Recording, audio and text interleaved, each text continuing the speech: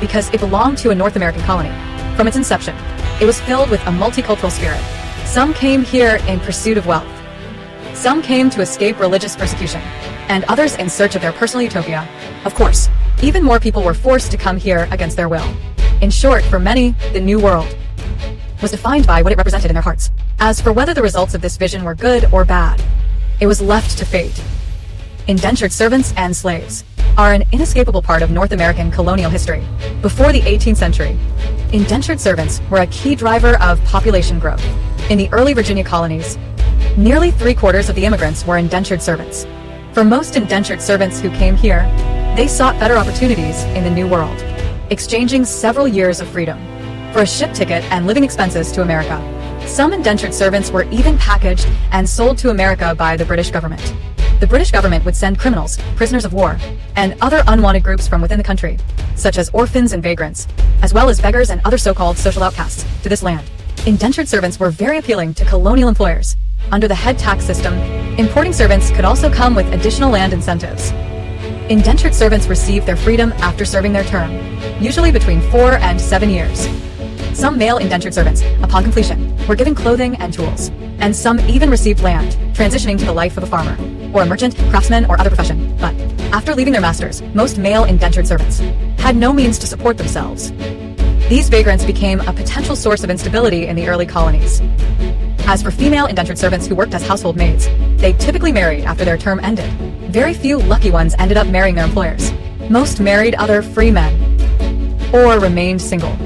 Given the suffering and humiliation endured during servitude, another phenomenon might become even more common afterward.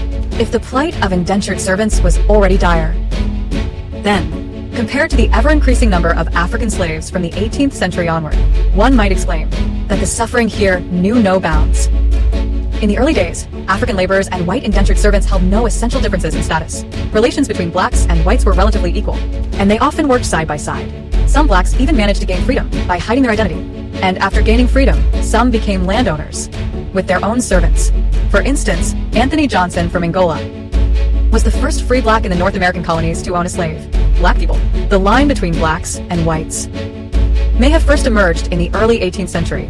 As for why this change occurred, historians are deeply divided.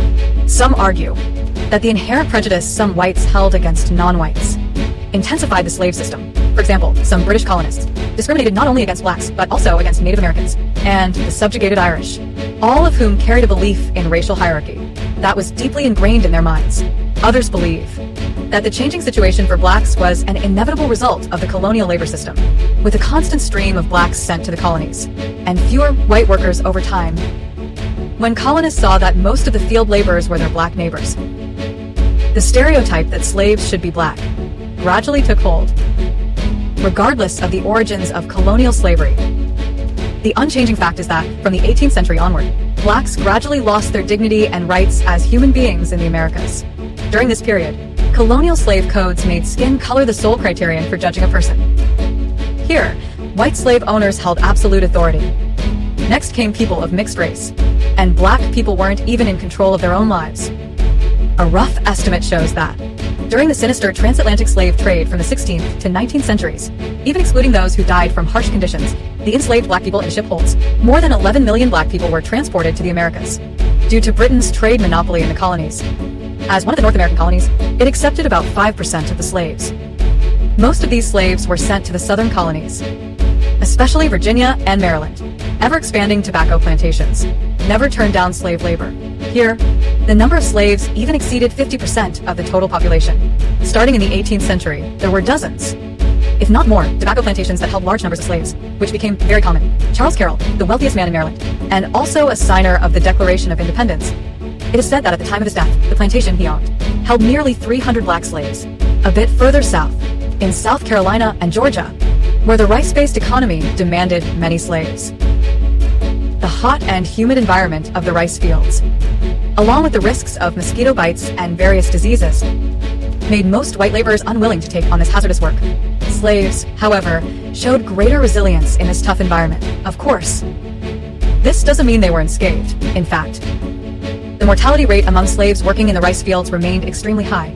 Their mortality rate exceeded that in tobacco plantations, possibly reaching 30% to 40%. Such high mortality meant that in rice plantations, slaves could hardly achieve natural population growth. Slave owners had no choice but to continuously import new slaves to keep the plantations running.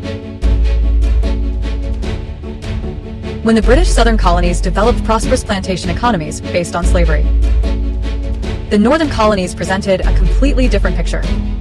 The chilly and infertile north, with its different natural environment, could not develop large-scale commercial agriculture. Therefore, the colonists here developed an economic model better suited to themselves, a mercantile economy. In the early northern colonies, almost every household had a home-based craft. Initially, these workshops produced just enough for self-sufficiency, and then some began manufacturing luxury goods. Small-scale markets soon emerged. Additionally, skilled artisans began trading their own specialties. As a result, towns saw the rise of tanners, carpenters, blacksmiths, and various other trades. Besides manufacturing, the exploitation of natural resources also spurred the development of the northern mercantile economy. From the mid-17th century, the declining fur trade was gradually replaced by the lumber industry, mining, and fishing. The products from these industries were exported to Britain in exchange for the industrial goods required by the colonies, such as candles, soap, and so on. Overall, commercial development in the colonies was fraught with difficulties in its early days. Due to the lack of a widely accepted medium of exchange, transactions in the colonies initially relied heavily on tobacco certificates and land deeds, primitive forms of barter, so that the loose economic structure could not guarantee a steady supply of goods or stable market demand. These issues hindered the early development of colonial commerce. But no matter how challenging it was, nothing could stop the spirit of adventure. The determination of entrepreneurs across Europe, America, and Africa to pursue wealth was widespread, intricate, and complex. The vast trading network known as the triangular trade was a direct result of these daring entrepreneurs' efforts.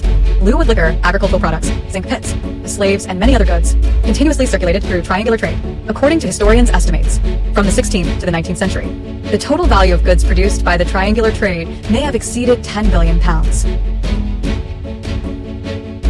Disease was a dreadful term, malaria, cholera, and other diseases were fatal for many at the time.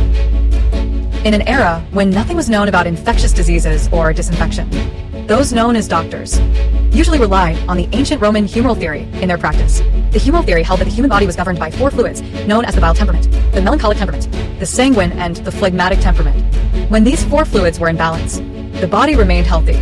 Based on this medical hypothesis, in the 17th century, medical practices based on cleansing, detoxification, and bloodletting as treatments emerged. Among these, bloodletting was the most extreme yet most common treatment. This treatment was actually ineffective in curing ailments.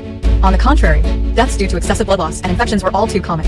In the colonies, medical practices remained unchanged until the late 18th century, when North America, influenced by the Enlightenment, began to experience more scientific methods, a complex demographic makeup, diverse religious beliefs, and distinct social classes, combined with North America's status as a colony, to create, during its formation and development, a diverse, contradictory, and complex social landscape. Religiously, various religious denominations and the arrival of colonizers meant that no single faith dominated the colony. Thus, albeit unintentionally, the colonizers achieved a high degree of religious tolerance. Different religious denominations, during their missionary efforts, unconsciously established North America's earliest educational system. For example, one of the world's best-known institutions today, Harvard University, was founded in 1636 by the Massachusetts legislature at the behest of theologians, with the aim of training ministers. In 1701, the Presbyterians, dissatisfied with the growing religious freedom at Harvard, established their own school in Connecticut, that is, Yale University. By the end of the 18th century, there were 9 universities in North America. Although these early schools were mostly aimed at training missionaries, they were nevertheless influenced by Enlightenment ideas, and their curricula began to incorporate new elements of scientific and rational inquiry.